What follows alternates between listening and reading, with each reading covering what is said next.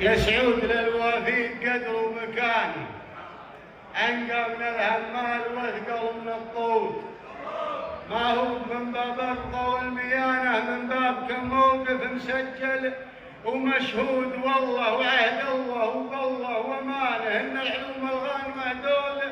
يسعود. اقبل قصيده شاعر عنفوانه تستنزف القبات وتكرعن الخود، انت الحصان اللي يوسع ابطاله، وانت بلهان اللي يصبح الحمل مشدود، وانت الرفيز اللي ينومس اخوانه، من طيب روس تضرب الزود وتسود،